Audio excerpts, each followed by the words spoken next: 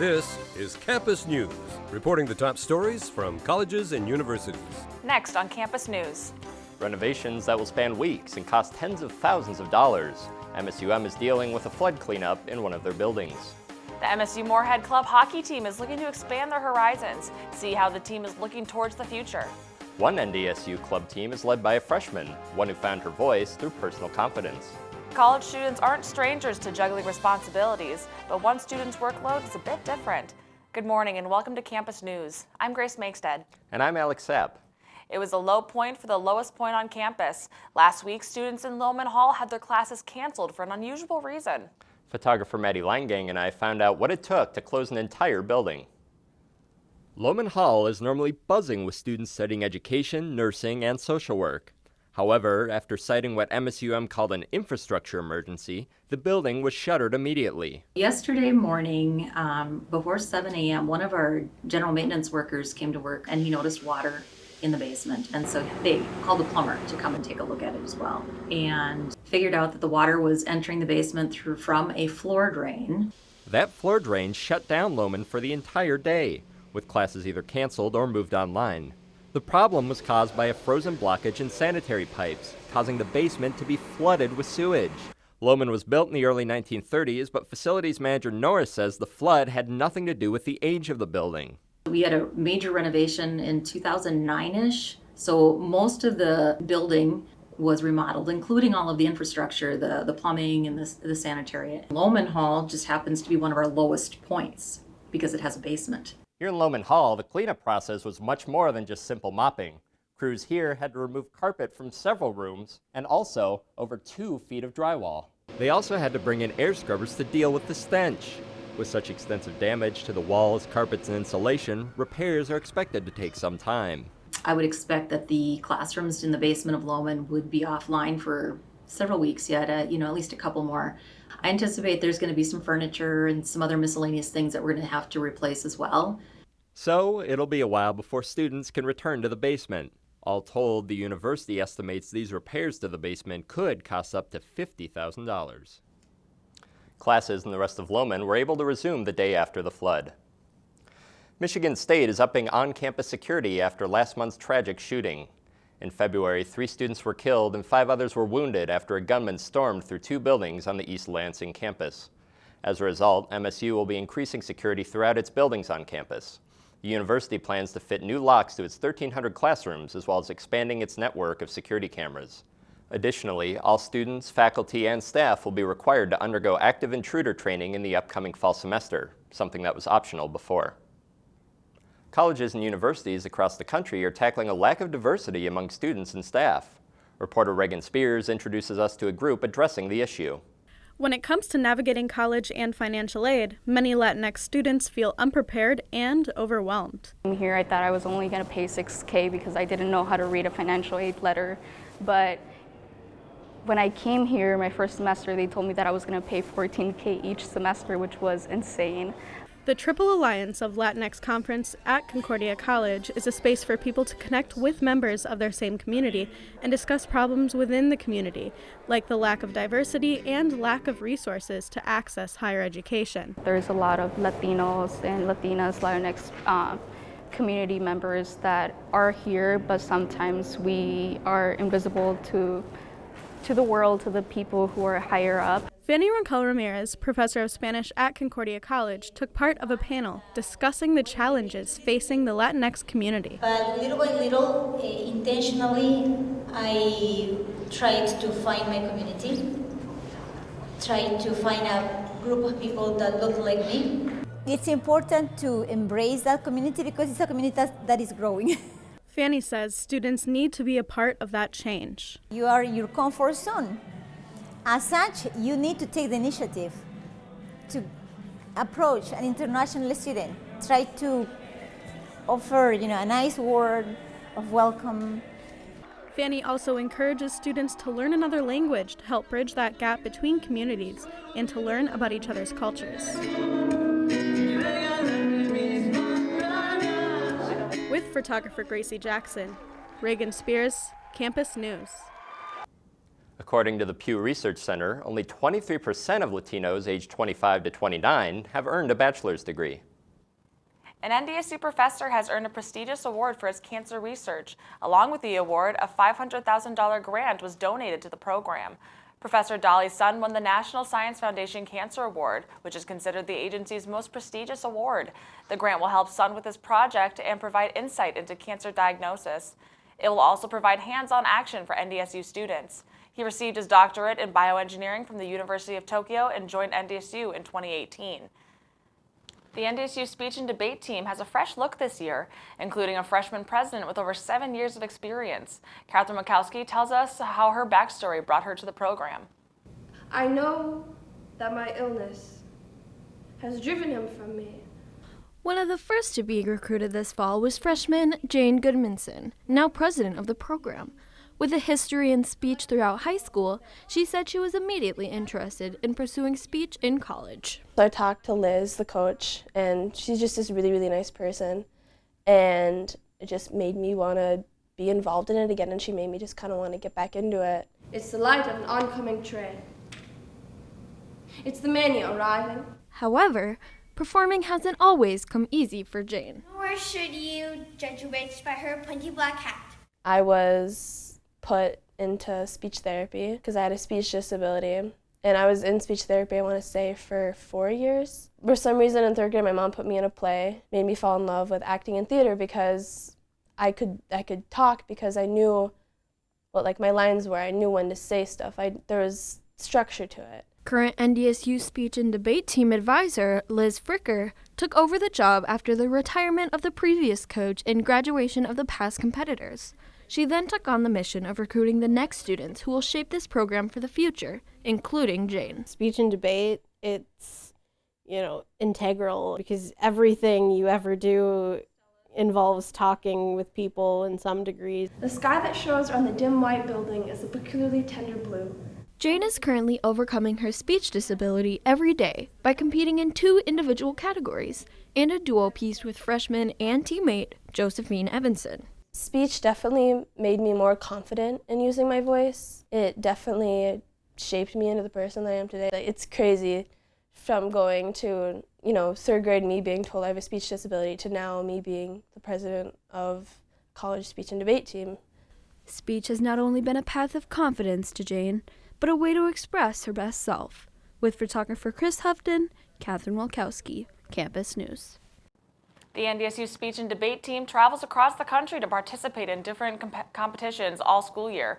Their final competition of the year will take place in Westchester, Pennsylvania. Great news for students who don't like tests. Next year's North Dakota college freshmen are celebrating the removal of ACT and SAT requirements for specified courses. Some colleges will still require placements for English and math, but low scores will not inhibit students from enrolling. During the COVID-19 pandemic, these requirements were temporarily removed because of the issues testing with students. But for some colleges, it will be a mainstay. The new admission requirements will take effect on August 1st for the North Dakota University System schools. Getting free college tuition is a dream for many students, and a South Carolina community college is making those dreams come true. Spartanburg Community College originally launched this plan during the COVID-19 pandemic in May of 2021. The college is now planning to extend the offer through fall of 2024. Students who live or work in South Carolina and enrolled in at least 6 credits are eligible for free tuition. Spartanburg Community College President Michael Makota says the initiative will create a win-win opportunity for students and the workforce. MSUM has decided on their top 5 candidates for their future president. The candidates visited Moorhead February 22nd through the 24th. One of the candidates, Eric Jackson, is currently a provost and senior vice president of academic affairs at MSUM. Topics discussed in his presentation included Minnesota's budget request, student enrollment, and changes in the workforce. One student who attended the event voices what she feels the qualities of a new president should have. For me, a president is going to be someone that cares about all of the programs here on campus and all of the students and all of our different interests. Once selected, the new president will start on July 1st. For graduates and current students, free college could become a reality in the state of Minnesota. Lawmakers are considering a bill that would give students free tuition if certain requirements are met. Senator Omar Fateh says this unique opportunity will help lift the burden of crippling student debt off students. If passed, this bill will go into effect in fall of 2024. Many things change for students between high school and college. Results from a recent survey show students are leaving their faith once in college. Reporter Chris Hovden went to talk with a faith organization at MSUM about how they are connecting to their faith. Even for you, do this in remembrance of me. Crossroads is a Lutheran religious student organization at MSUM. The students say their main goal is to come together to serve others and worship God, while also focusing on their own studies. It's really hard leaving your home and not being like with your parents and going to church with them. But Crossroads is such a welcoming community that really encourages you to live out your faith in a really accepting way. According to a survey done by Summit Ministries, 59% of students leave their faith during their college years. I came to college kind of expecting to be part of that statistic, and I was really wary of joining something like this. I was super concerned about not being accepted. Know that you're not alone in your fear about it. Crossroads often invites guest speakers and members of the community to come give talks about their faith. Many nights, members of Crossroads have discussions around the dinner table about certain topics of faith. I think a really important aspect of faith is the community. Like obviously your relationship with God is like something that centers you in your life. But God calls us to be in fellowship with each other. And I think that places like this really help. The members of Crossroads say that they are eager to welcome any new members to their group. With their motto, "All are welcome," students involved in Crossroads try to combat the lack of faith for college students through fellowship and offering. With Catherine Wilkowski, Chris Hovden, Campus News. Crossroads Lutheran Ministry has weekly meetings and even offers a meal for students. ChatGPT is taking the world in classrooms by storm. The new AI tool is forcing teachers to rethink how they give out homework.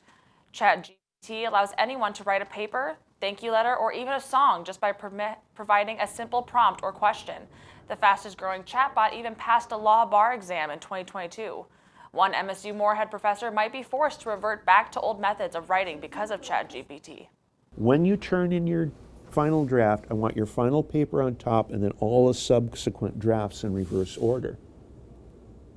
So in other words, it isn't about the final answer, right? 50 universities across the United States have banned ChatGPT as a result of student use.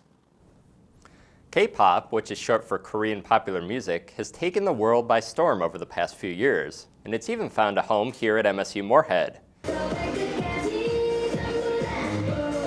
On Monday and Wednesday evenings on MSUM's campus, you can find the Dragon Kpop dance group rehearsing its latest routines. We meet, we learn Kpop dances. Usually our first hour of practice, we learn a chorus. Hey, and then the next 2 hours of practice are for our more dedicated projects. They typically only perform 2 to 3 times a year at different events on campus. For the MSUM Dragons Kpop Dance Team!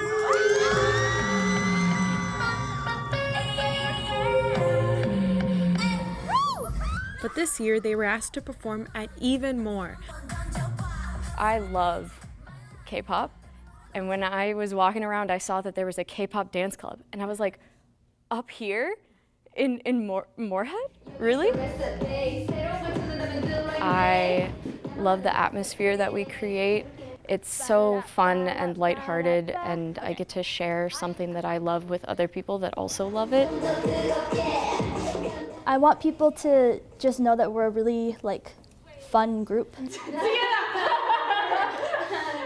That we welcome literally anybody, and we'd love to have you. With photographer Gracie Jackson, Katie Bartnick, Campus News.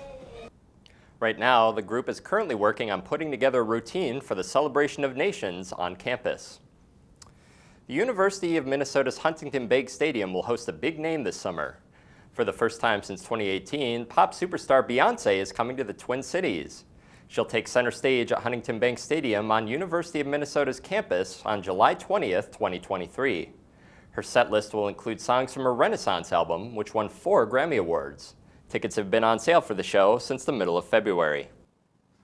For college students, working your way through school is nothing new, but some students have more intense jobs than others.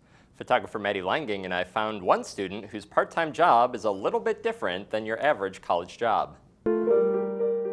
Music is something Nick Dosh loves. At first, he thought it could be something to make a career of. I had some positive role models in high school, one of them being my high school choir teacher, and so I kind of saw what he was doing and realized, you know, I kind of want that.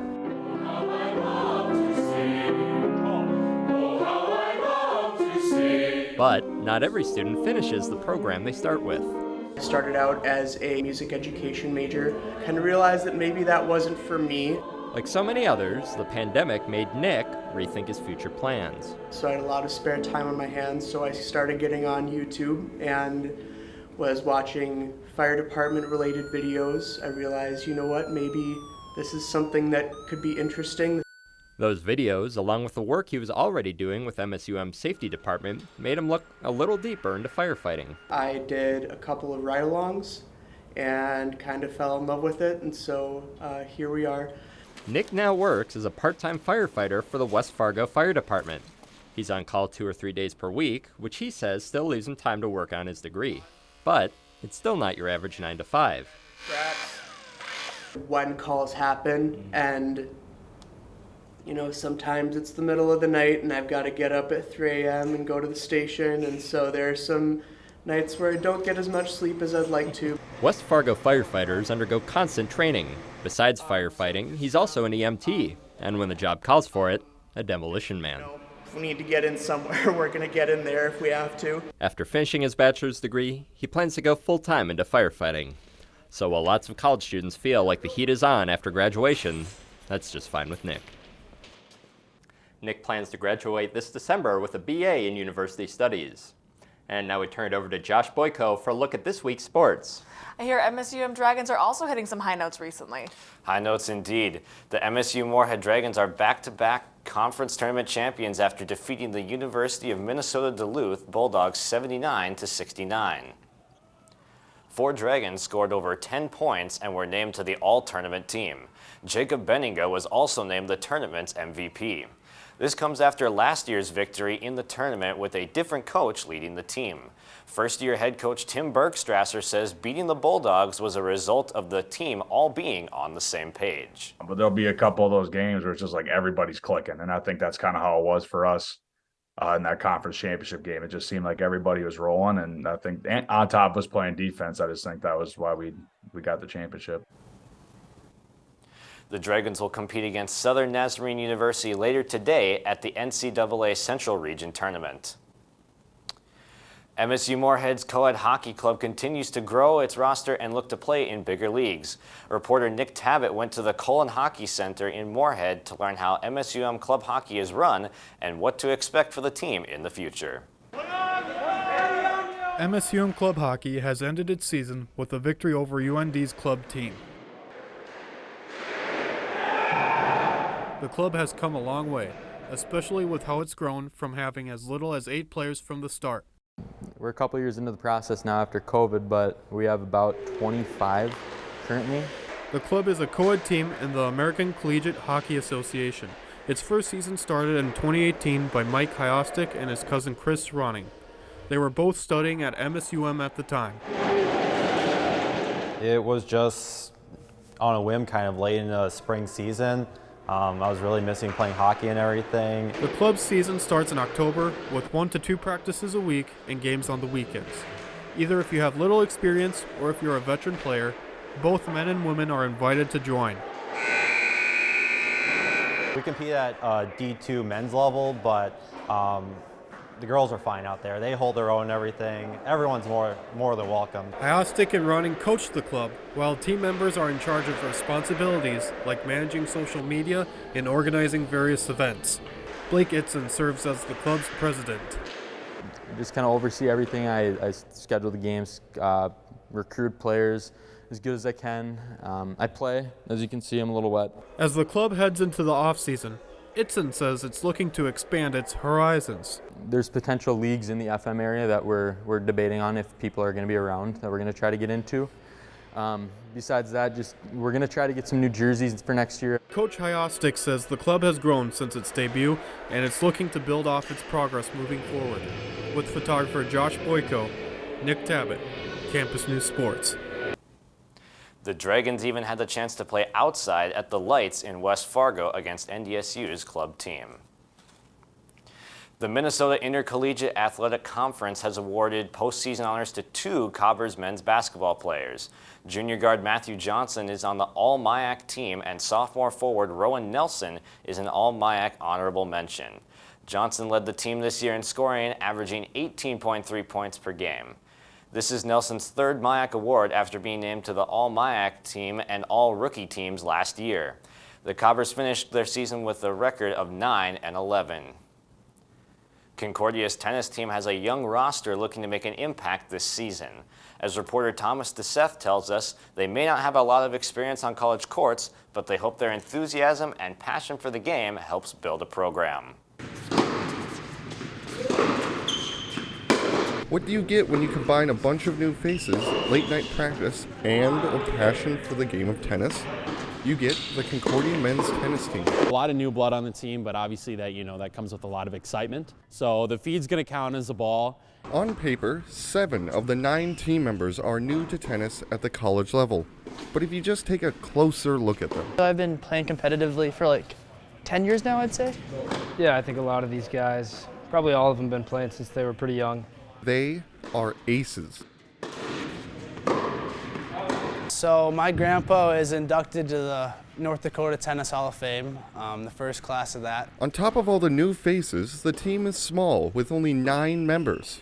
But this isn't a setback. And it allows for you to be able to really set a culture and allow for yourself to know, everybody that's on the team.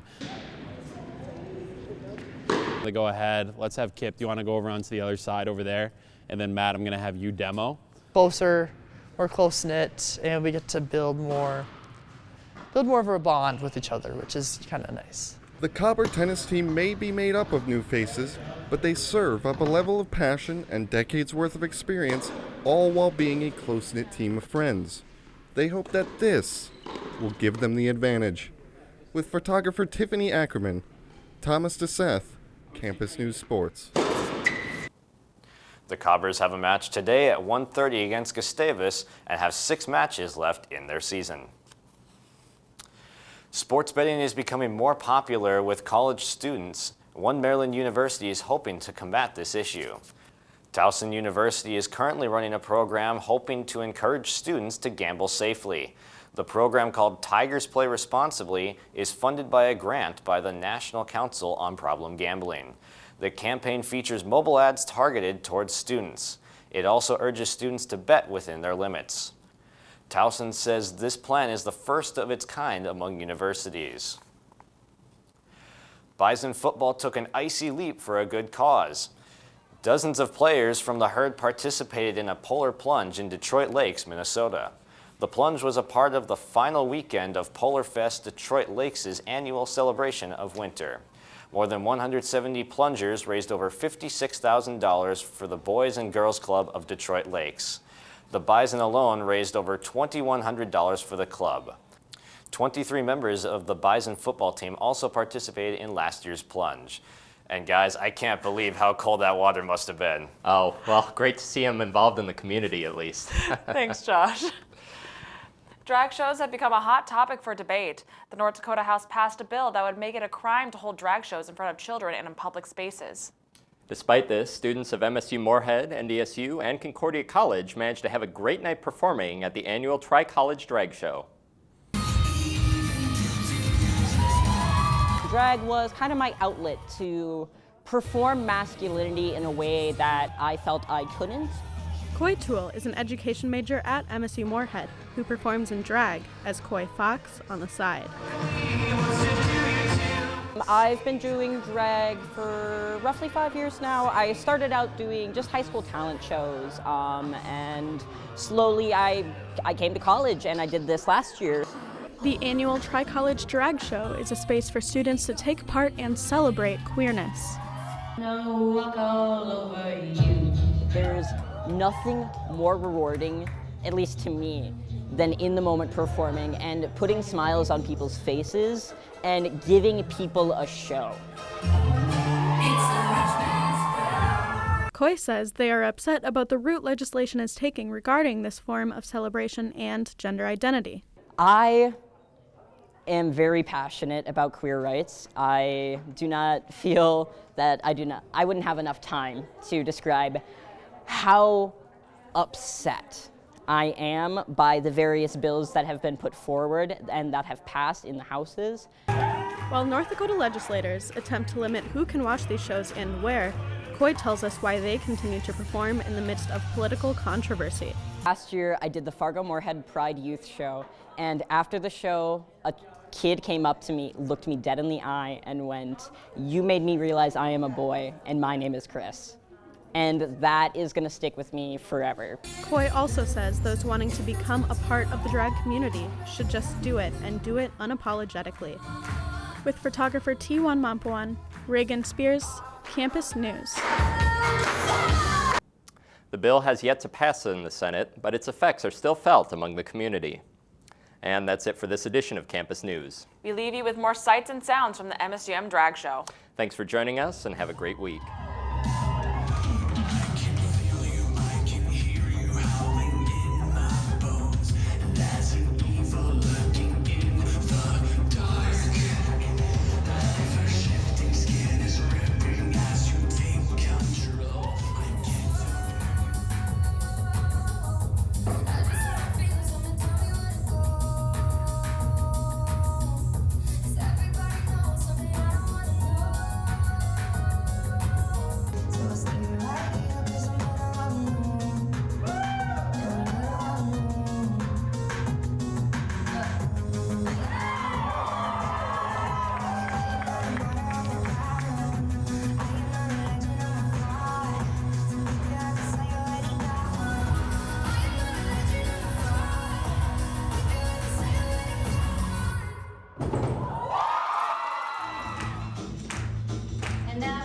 Campus News is produced by the Television News Workshop in the School of Communication and Journalism at Minnesota State University Moorhead, in cooperation with Prairie Public Television.